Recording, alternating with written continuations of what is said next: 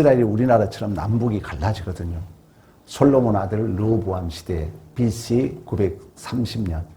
그러니까 우리는 지금 2400년 전 이야기를 듣고 있는 거예요.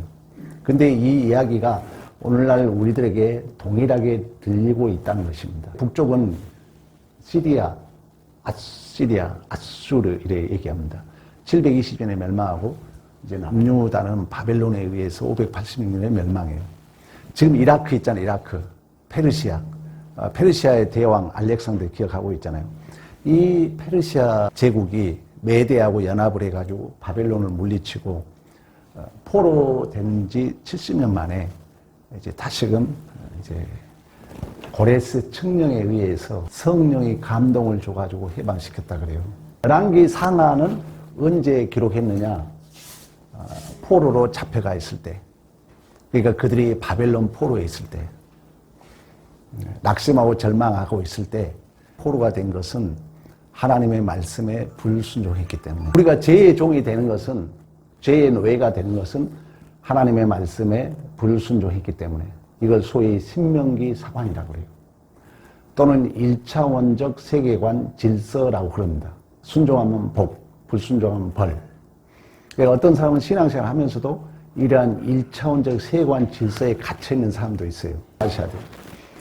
그리고 이제 이 역대기는 포로에서 갔다가 귀환이 돼요. 1차, 2차, 3차, 70년, 586년에 바벨론의 포로가 되잖아요. 이 70년 계산법이 약간 다르는데 516년에 성전 중심으로 이제 그 수르바벨 성전이 다시 재건되잖아요. 그게 516년이에요. 그래서 성전 중심으로 보면 70년 만에 포로 귀환이 됩니다. 1차, 2차, 3차. 이제 계속 이제 선지서나 역사서나 이 얘기 할 거예요. 왜? 이 이야기를 성경에 기록하고 있기 때문에. 그래서 이제 역대기는 구원받고 돌아왔는데, 여러분이 구원받았다 해가지고 막 뭔 일이 딱 잘 된 게 아니잖아요. 70년 동안 나라를 잃어버리고 돌아왔기 때문에 막막한 거예요. 성전도 무너졌죠. 왕궁도 무너졌죠. 이방 사람들은 별로 좋아하지 않죠. 그런 현실 속에 과연 하나님은 살아계신가? 하나님의 약속은 유효한가? 우리가 소위 그걸 2차원적 세계관 질서라고 그래요. 하나님이 너를 반드시 구원할 거야. 하나님의 은혜로, 하나님의 능력으로, 하나님의 기적으로 너는 복되게 반드시 돌아올 거야. 이 원리가 2차원적 세계관 질서라는 거예요. 근데 그 약속이 성취돼가지고 돌아왔는데 여전히 이스라엘 백성들은 질문 속에 있는 거예요. 왜? 돌아왔다 해서 만사 형통이 아니잖아요. 오늘날 우리도 또 마찬가지잖아요. 예수 믿고 구원 받았지만 여러분 현실은 여전히 막막한 현실에 있다는 것입니다. 이제 그런 현실 속에 지금 2600년 전 바벨론 포로 귀환 이후에 기록된 내용이니까 그 이야기를 통해서 오늘날도 마찬가지. 당시에 독자들이나 오늘날 우리들과 동일한 입장에서 하나님께서 메시지를 주고 있는 것입니다. 근데 성경은 역설을 담고 있고 반전을 담고 있다고 말씀했던 것처럼 일단 하나님의 은혜를 얘기하기 위해서는 너희가 어떤 자리에서 구원을 받았느냐. 그래서 성경을 보는 두 가지를 꼭 여러분들이 기억해야 돼요. 이제 죄의 비참과 하나님의 은혜입니다. 그러니까 죄의 비참을 성경은 강조하고 있다는 것은 역설이기 때문에 하나님의 은혜를 강조하고 있는 거예요. 하나님의 은혜를 강조하고 있다는 것은 너희들이 얼마나 죄 가운데 있었는가를 성경은 강조하고 있다는 것입니다. 이 차이를 뭐라 하냐면 은혜라고 그러는 거예요. 그래서 성경은 반드시 은혜를 얘기하기 전에 뭐라 하냐면 너는 원래 죄 가운데 있었어. 너는 은혜 없이는 똑같은 죄인이었어. 이 이야기를 성경은 하고 싶어 한다는 것입니다. 그래서 우리는 하나님을 떠난 자리에서는 아무리 인간의 힘으로 쌓아 올린 바벨탑은 무너지고 만다는 거예요. 그래서 이 역대기 하의 1장에 누구 이야기를 하냐면은 솔로몬 이야기를 합니다. 우리 솔로몬 얘기 많이 들었잖아요. 솔로몬 샬롬, 평화의 왕이에요. 근데 솔로몬이 도저히 왕이 될 수 없는데 왕이 된 거예요. 그래서 하나님이 일천번제를 드렸을 때 내 소원이 뭐냐고 물었잖아요. 내가 하나님 선악과를 분별을 어떻게 할 수 있겠습니까? 듣는 마음을 달라 그래요. 그때 성경에 뭐라 하니까 주님의 마음에 들었더라 그럽니다. 그리고 하나님이 복을 줘요. 그래서 이제 성전을 건축합니다. 왕군 13년, 성전은 7년을 거쳐서 성전을 건축해요. 그때 또 하나님이 나타나요. 하나님이 나타나서 뭐라 하냐면은 너 성전 이제 지어놨잖아. 여기에 항상 내 마음이, 항상 내 기가, 항상 내 눈길이, 항상 내 이름이 여기 있으리라 해요. 그래서 뭐라 하냐면은 너 항상 내 눈길과 내 마음과 내 기와 내 이름이 여기 있으니까 율례와 법도에 떠나지 말아라. 하나님의 말씀에 떠나지 말아라. 단서조항이에요. 우리 몇 주 전에 그런 공부했잖아요. 이미와 아직의 광야길을 감에 있어서 우리의 안전벨트는 뭐라 했어요? 하나님의 말씀입니다. 말씀을 안 들으면 윤리도덕주의, 내가 알고 있는 걸 전부를 안다니까. 이걸 철학에서는 전이라고 그래요. 이하는 것 같아. 근데 항상 그분은 그 자리에 있는 거예요. 말씀을 들어야 돼요. 솔로몬에게 한 말이에요. 그 말씀을 떠나지 않게 해라. 근데 이제 솔로몬이 이제 막 스바 여왕이 찾아오고 그러다 보니까 서서히 성경에 여러분 뭐란 줄 아시죠? 너가 풍부할 때 조심해라. 잘 나갈 때 조심해라. 왜? 하나님은 교만을 가장 싫어하니까. 근데 아닌 게 아니라 결국 이제 솔로몬은 타락하기 시작하죠. 이방 여인을 받아들이고 우상 숭배를 받아들입니다. 그리고 나서 이제 솔로몬이 인생 말년에 쓴 내용이 전도서야. 헛되고 헛되니 모든 것이, 헤아려 모든 것이 헛되도다. 하나님의 본분이 하나님의 말씀에 순종하는 것이다. 이렇게 마무리를 짓잖아요. 그리고 그 증상으로 그 아들 이제 르호보암이 왕이 돼요. 근데 결국 그 르호보암이 왕이 돼가지고 세겜에 올라갔다가 3일 만에 남북이 갈라집니다. 그것도 마찬가지예요. 르호보암도 마찬가지입니다. 성경에 보면은 역대하 우리 12장 한번 가봅니다. 1절 르호보암의 나라가 견고하고 세력이 강해짐에 그가 여호와의 율법을 버리니 온 이스라엘이 본받는지라. 아멘. 견고해지니까. 그래서 형통은 여러분 문제없는 게 형통이라 하지 않았습니다. 형통은 내 약함을 알고 하나님 꼭 붙드는 걸 형통이라 그래요. 그러니까 여러분들이 지금 막 어려운 막 비바람 치고 있어요. 비바람 치면 하나님 붙들고 있잖아요. 그건 성경은 뭘 한다고요? 형통이라 그래요. 성경 해석이 세상 해석과 아주 다릅니다. 그러니까 이제 풍부하게 될 때, 견고하게 될 때 성경 그래서 교만할까 조심하라 그래요. 사람이 쌓은 바벨탑은 한순간에 무너질 수밖에 없다는 것입니다. 하나님의 자녀란 정체성을 잃어버리고 세상 앞에 방어적 응시자로 서고자 하면은 그때부터 서서히 자신은 잃어갑니다. 그래서 이제 자신의 모습이 어떻게 되냐면은 이 표현이 좀 맞는지 모르겠어요.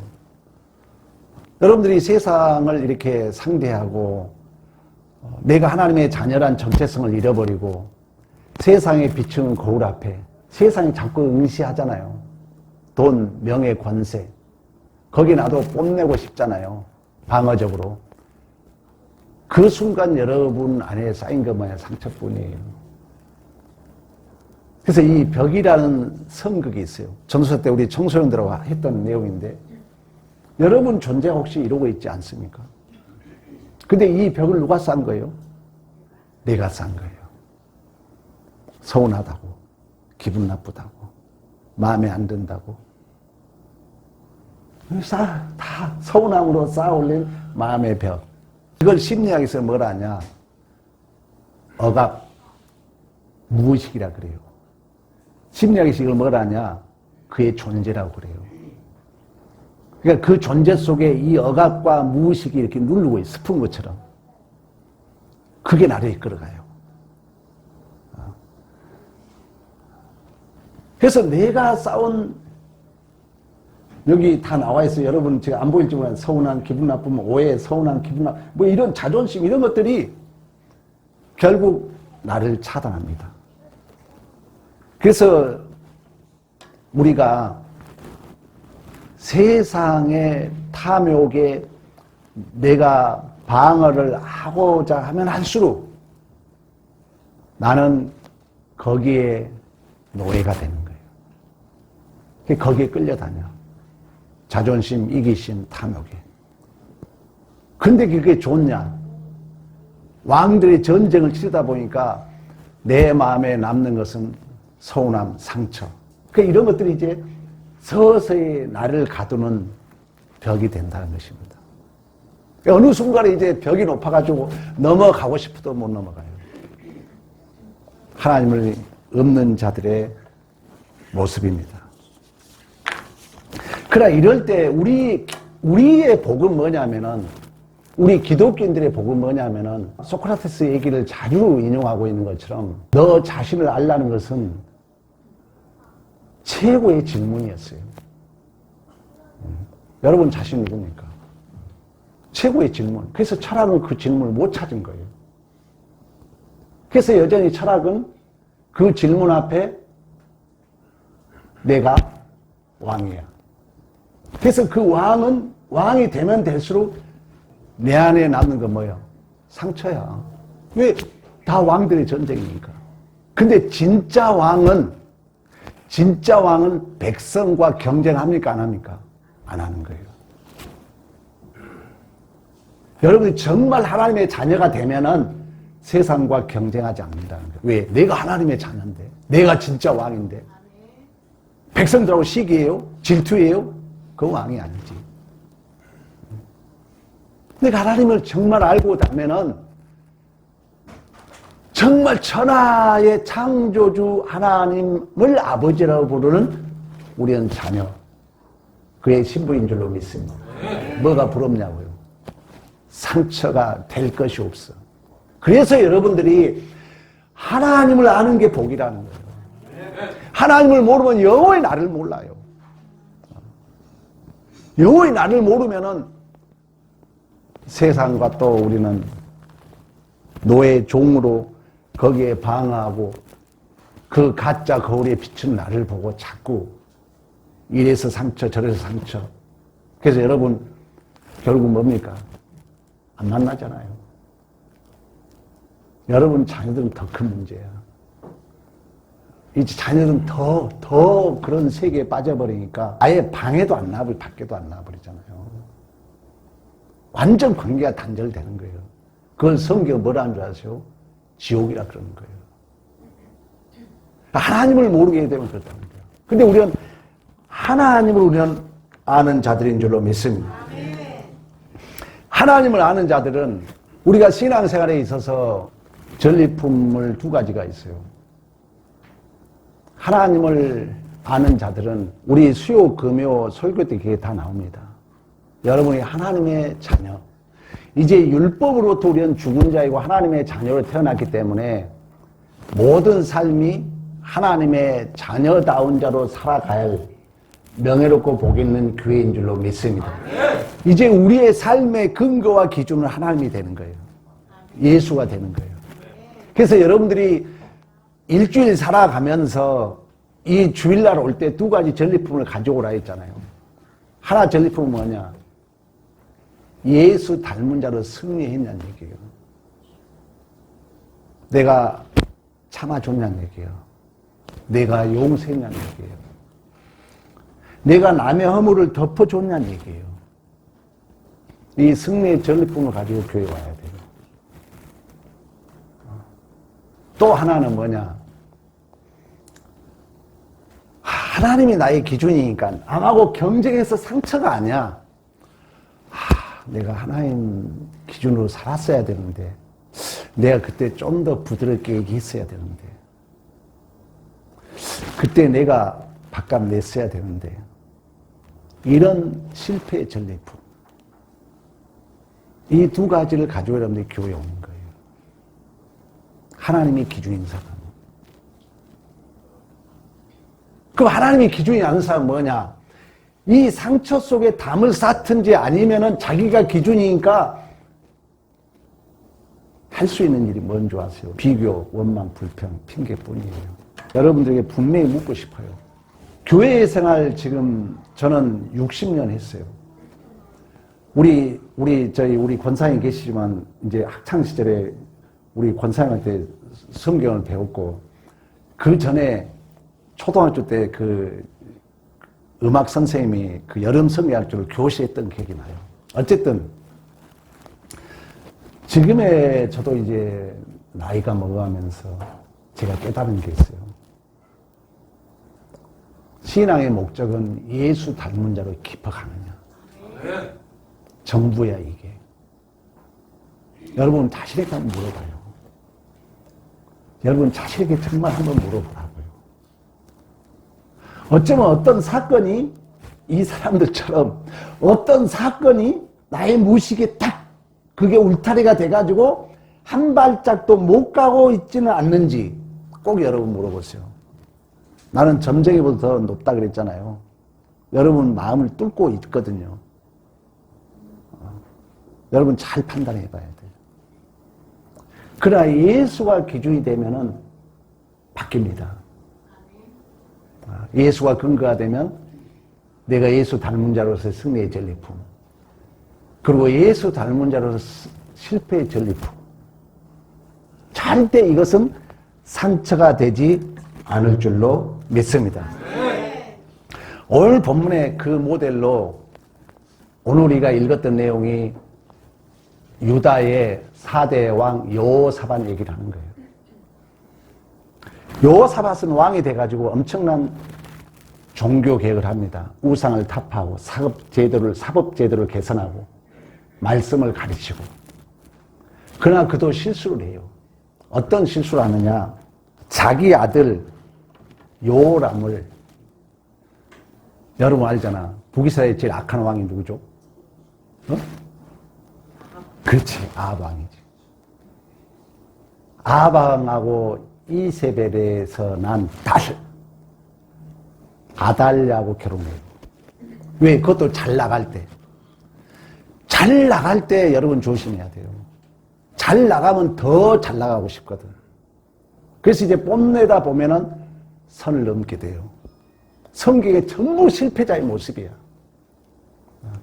그래서 여호사밧이 그렇습니다. 처음에는 하나님 마음에 아주 잘해요. 종교개혁도 하고 우상도 타파하고 말씀도 가르치고 사법제도도 개선하고. 근데 견고하게 나갈 때 결국 대외적인 솔로몬처럼 북이스라엘과 연합을 해요. 그래서 아방과 이세벨의 딸 아달랴하고 결혼합니다. 자기 아들은. 그러면 그 아달랴, 그 이세벨의 그 아방의 딸 이 아달랴는 얼마나 악하겠어. 그 선지자를 죽인 자들이니까. 그래가지고 이 요람이 그 아달랴하고 결혼해가지고 나서 미리 자기 동생들을 다 죽여. 왜? 권력을 유지하려고 욕심이 나가지고. 그리고 나중에 자신도 블레셋에 의해서 죽임을 당하고 나중에 어디에 묻었다는 묘지도 없이 비참하게 결론을 마무리됩니다. 이제 그런 과정 속에 물론 우리가 아까 얘기했잖아요. 사람은 성공할 수도 있고 실패할 수도 있어요. 우리는 하나님을 믿는다 하지만 여러분 승리의 전리품도 있고 패배의 전리품도 있어요. 이제 그러한 과정 속에 모압과 암몬과 마온과 연합군이 침공을 합니다. 그때 우리가 오늘 읽었던 내용이에요. 그때 이제 여호사밧이 우리 읽었던 12절 한번 보겠습니다. 역대하 20장 12절. 우리 하나님이여 그들을 징벌하지 아니하시며 우리를 치러오는 큰 무리를 우리가 대적할 능력이 없고 어떻게 할 줄을 오직 주만 바라보나이다. 아멘. 그러니까 사실 우리 안에는 다 좋은 일만 있는 게 아니에요. 우리가 살다 보면 실패도 있고 내 뜻대로 되지 않는 경우가 있습니다. 아까 얘기했잖아요. 복받은 비결. 솔로몬이 내 소원이 뭐냐 물었을 때 듣는 마음을 달라고 했던 것처럼. 사실 내 마음대로 안 될 때 성경에서 가장 기뻐하는 마음은 뭐냐면은 우리의 구원이 그렇잖아요. 우리의 아무 조건과 자기의 없기 때문에 예수님이 오셨던 것처럼 하나님이 가장 기뻐한 게 뭐냐면요. 여러분 할 수 없잖아요. 솔직히 내 그 영적 부도를 하나님 앞에 고백하는 거예요. 하나님이 가장 기뻐해요. 하나님, 저 안 됩니다. 저 할 수 없네요. 저 잘못했습니다. 하나님이 가장 기뻐하는 마음이거든요. 이걸 여러분이 풀고 안 가면 이렇게 됩니다. 그러니까 반드시 그때그때 제가 우리 교인들에게 자주 얘기했잖아요. 고백하라고. 마음으로 믿어 의에 이르고 일부러 시운하여 구원에 이르거든요. 우리의 실수, 우리의 어떤 잘못됨이 드러났을 때 내 뜻대로 안 될 때는 솔직히 고백해야 돼요. 얼버무리지 말아요. 하나님이 기뻐하지 않습니다.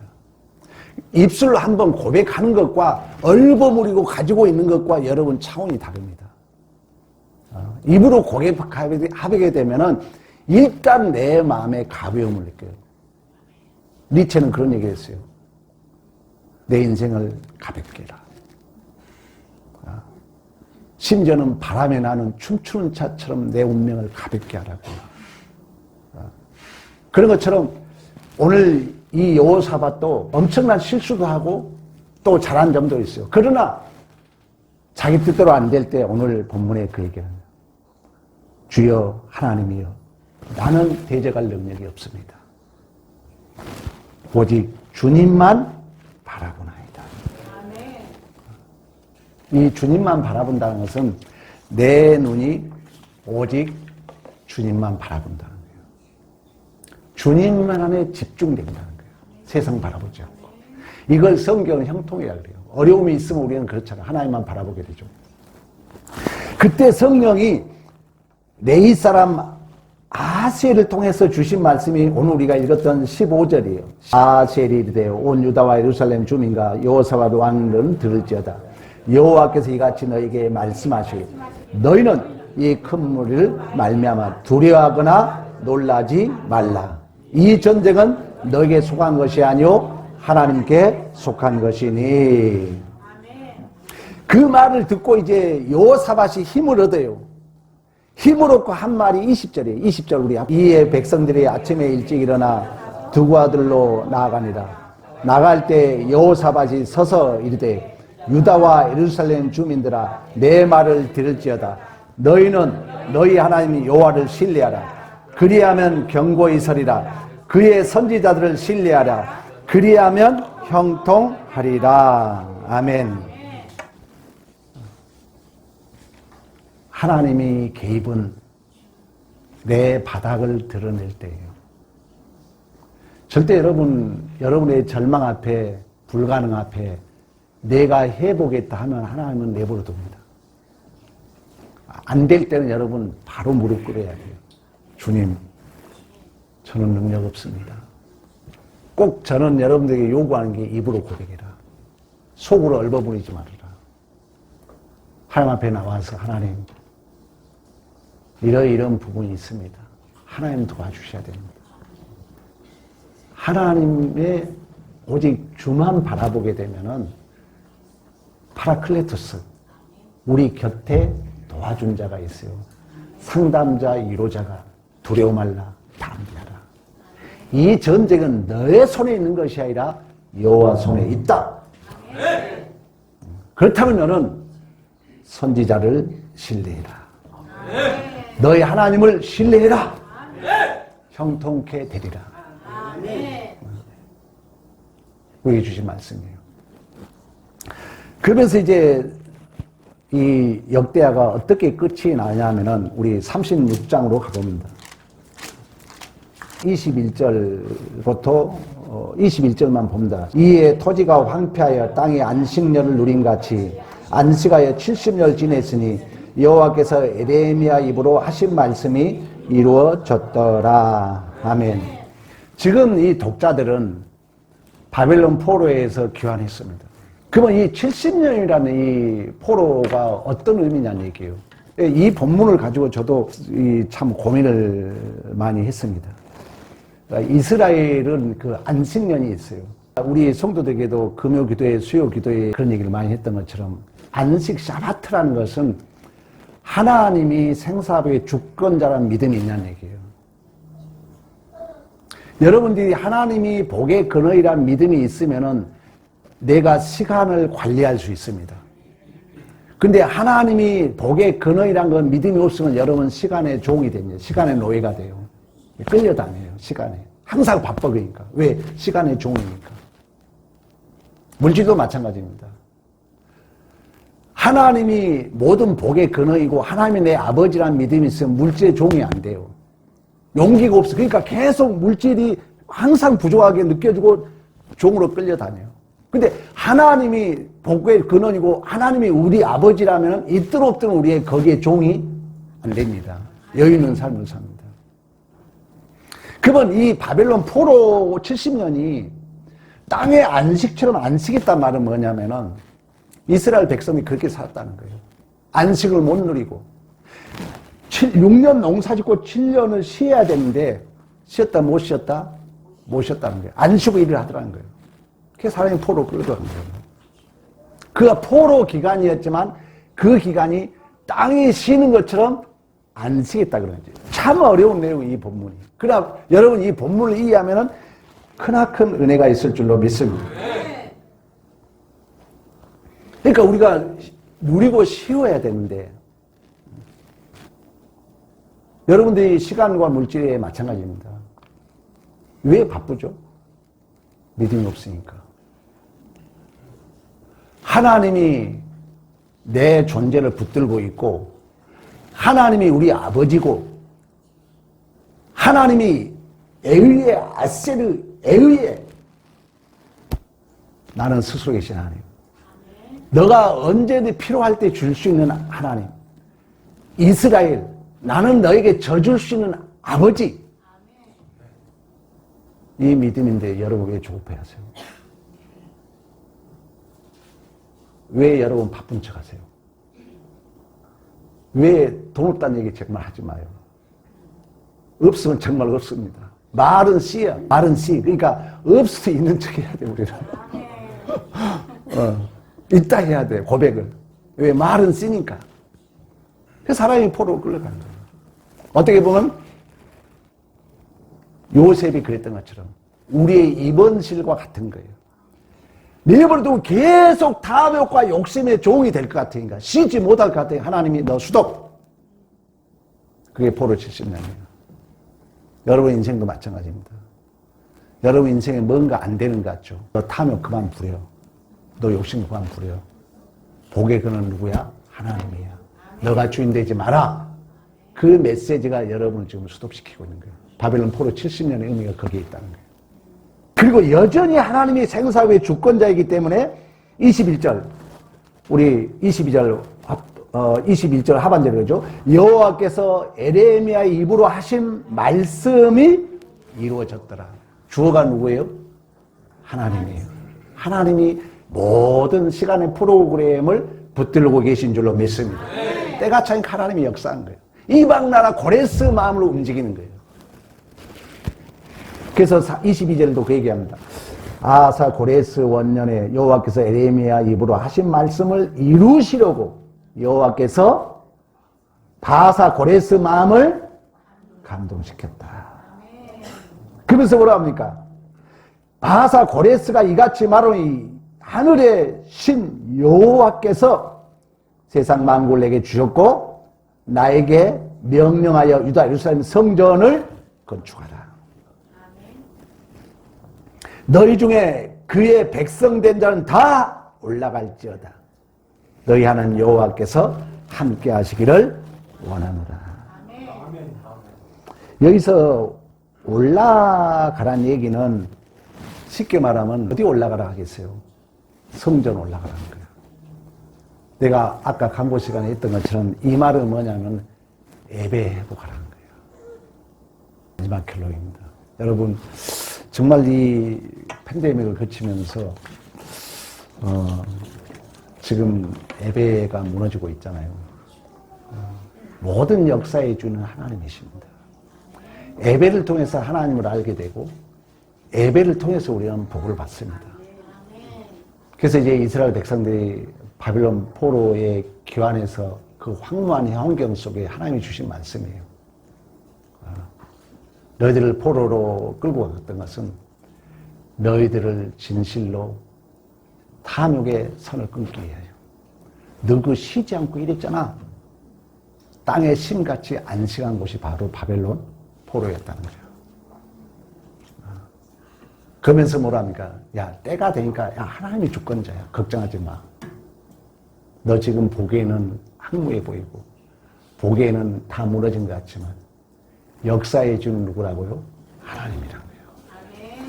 그렇다면 여러분, 꼭 오늘 기점으로 예배가 회복되고, 선지자를 신뢰하고, 하나님을 신뢰하고, 하나님이 형통케 하실 줄로 믿습니다. 영적 브레이크가 있어요. 여러분 지금 강제적으로 하나님이 수독! 그 이유는 뭐예요? 너 그만 탐욕에 종 되지 마라. 너 욕심에 종 되지 마라. 정말 안식을 지켜. 그 말은 뭐예요? 너의 복의 근은 누구다? 하나님이다. 이런 메시지를 여러분 깨달으라는 거예요. 마지막으로 여러분의 우리는 이 그림 좀 보세요. 이 울타리 좀 깨라는 얘기예요. 여러분들이 맞는 것 같은 그 울타리에 내려놓으라는 거예요. 그때 성령이 개입합니다. 우리는 가진 자입니다. 하나님을 아버지라고 부르는 자들입니다. 그래서 여러분들을 오늘 그 여호수아시 연합국이 침공했을 때 오직 주님만 바라보겠나라고 고백했던 것처럼 오직 주만 바라보는 믿음의 승리가 있기를 간절히 축복합니다.